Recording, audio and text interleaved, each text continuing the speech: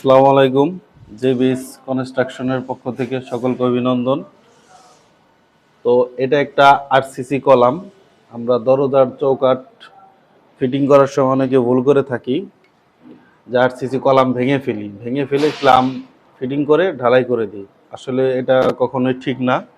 কোনো ক্রমে RCC column ভাঙা যাবে না। ব্রিক ওয়াল হলে সমস্যা নাই, ব্রিক ওয়াল আসলে ভেঙে ঢালাই দিয়ে ওভাবে করে থাকি আমরা। কিন্তু আরসিসি কলামের জন্য এভাবে এল সিস্টেম করে একটা ক্লাম বানিয়ে নেবেন।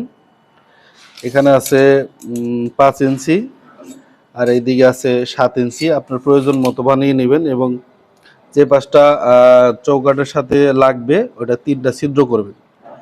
3টা ছিদ্র করে স্ক্রু দিয়ে আটকিয়ে এই বাড়তি অংশটা ছিদ্র করে টাকেন দিয়ে দিলেই অনেক মজবুত হয়ে যাবে। এভাবেই করবেন। ধন্যবাদ সকলকে, আশা করি বুঝতে পারছি।